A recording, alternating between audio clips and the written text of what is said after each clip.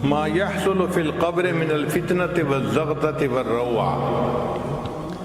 انسان جب قبر میں جاتا ہے تو وہاں پہ جو اس کو خوف ملتا ہے فرشتوں کے آنے پر اور ضغط قبر پیش آتا ہے، اس پر بھی اللہ گناہ معاف فرما دیتے ہیں۔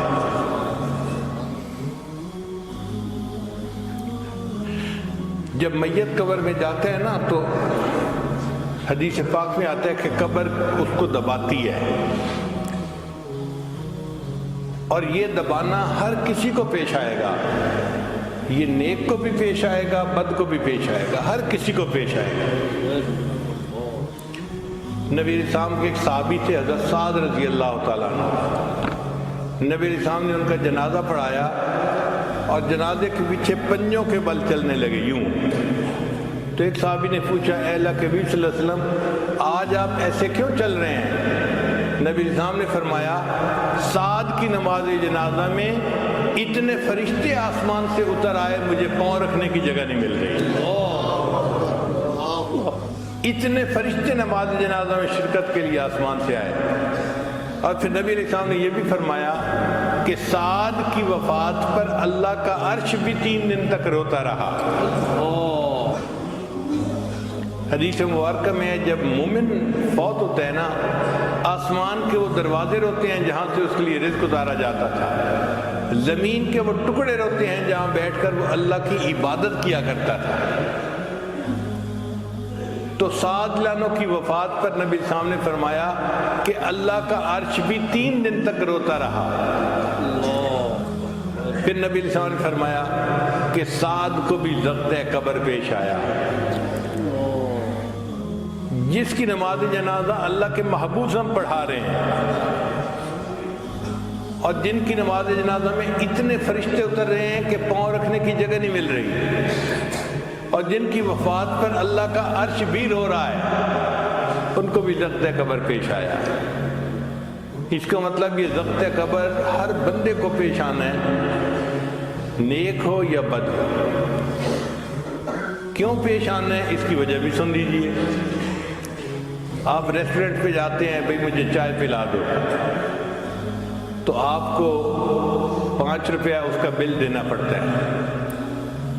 پھر آپ کہتے ہیں نہیں اس کے ساتھ ذرا 2-4 کباب بھی لے آؤ، تو اب بل جو ہے وہ 100-200 روپے ہو جائے گا۔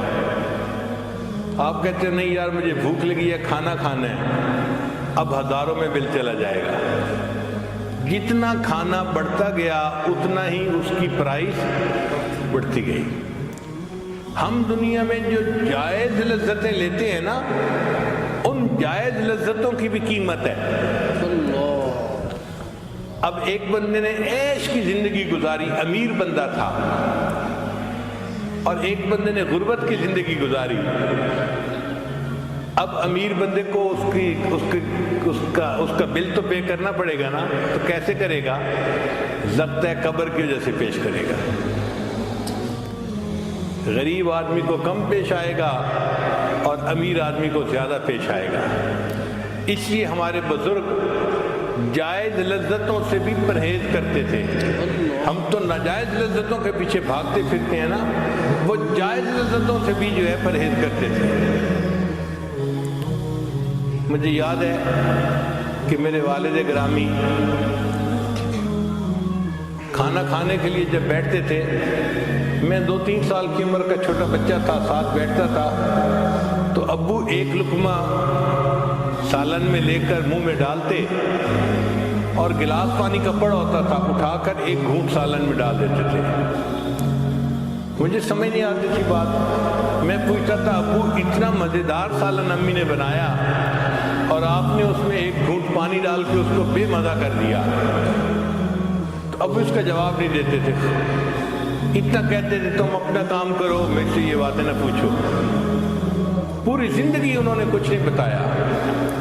جب ان کی وفات ہوئی تو پھر والدہ صاحبہ نے مجھے بتایا کہ بیٹا وہ کہتے تھے کہ یہ نفس دشمن ہے، ہم اس کو لذتیں دنیا میں کیوں دیں؟ لذیذ کھانا آتا تھا اس کو بے مزہ کر کے کھا لیتے تھے کہ پیٹ بھرنا مقصد ہے، پیٹ تو بھر جائے گا، ہم لذتوں کے پیچھے کیوں پڑے؟ تو ہمارے اکابر جائز لذتوں سے بھی پرہیز کرتے تھے، ہم ناجائز لذتوں کے پیچھے پڑتے ہیں۔ ہاں ایک بات اور ہے کہ ضبط قبر تو مومن کو بھی پیش آئے گا اور کافر کو بھی پیش آئے گا، مگر دونوں میں زمین آسمان کا فرق ہے۔ جو کافر کو پیش آئے گا وہ قبر کی دیواریں اس کو دبائیں گی حتیٰ کہ ایک طرف کی پسلیاں دوسری طرف چلی جائیں گی، اس کی ہڈیاں ٹوٹیں گی، اس کو تکلیف ہوگی۔ اور مومن کو جو ضبط قبر پیش آئے گا وہ تکلیف کا باعث نہیں ہوگا، وہ ایسا ہی ہے جیسے آپ کے سر میں درد ہو تو آپ بیٹے کو بلا کے کہتے ہیں بیٹا ذرا سر دبا دو۔ اب بیٹے کے سر دبانے سے آپ کو تکلیف ہو رہی ہوتی ہے، راحت مل رہی ہوتی ہے، بیٹا تھوڑی دیر اور دبا دو، بیٹا ذرا میرے پاؤں میں درد ہو رہا ہے انہیں بھی دبا دو۔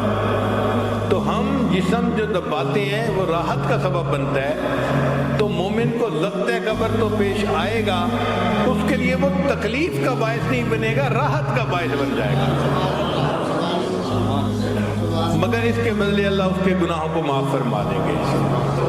رحمت اللہ و عفوہ و مغفرتہ بلا سبب من العباد۔ قیامت کے دن اللہ تعالیٰ محض اپنے فضل اور اپنی رحمت سے اپنے بندوں کے گناہوں کو معاف فرما دیں گے، بندوں کا کوئی عمل نہیں ہوگا، اللہ کی رحمت کا اظہار ہوگا۔ چنانچہ مفسرین نے لکھا ہے قیامت کے دن نیک لوگ شفاعت کریں گے، شہداء کریں گے، صالحین کریں گے، انبیاء کریں گے، سید الانبیاء کریں گے، سب جب شفاعت کر چکیں گے، جنتی سارے کے سارے جس کی چاہیں گے شفاعت کریں گے، ایک ایسا وقت آئے گا کہ کوئی شفاعت کرنے والا نہیں ہوگا۔ اللہ فرمائیں گے ہر شفاعت کرنے والے نے شفاعت کی اور اپنی رحمت کا اظہار کیا، اب میں پروردگار اپنی رحمت کا اظہار کرتا ہوں۔ اللہ تعالیٰ جہنم میں سے لوگوں کی 3 لپیں بھریں گے اور ان کو اللہ تعالیٰ جہنم سے نکال کے جنت عطا فرما دیں گے۔ لپ کہتے ہیں یہ جو دونوں ہاتھ یوں بھرتے ہیں نا، اب آپ دیکھیں کہ اگر گندم کے دانے ہوں اور میں یوں دونوں لپ بھروں تو وہ سینکڑوں میں نہیں ہوں گے، ہزاروں میں اس لپ میں آ جائیں گے دانے۔ تو اگر ایک چھوٹا سا بندہ اس کی لپ میں ہزاروں دانے آ جاتے ہیں تو سوچئے اللہ کی عظمت کو، اور یہ بھی سوچئے کہ اللہ کی لپ میں کتنے بندے آئیں گے۔ خربوں خرب لوگ ہوں گے، خربوں خرب لوگ ہوں گے جو اللہ لب بھریں گے اور ان کو جنت عطا فرما دیں گے۔ حدیث مبارکہ میں ہے کہ نبی اسلام تشریف فرما تھے اور اللہ تعالیٰ سے رحمت کی دعا فرما رہے تھے،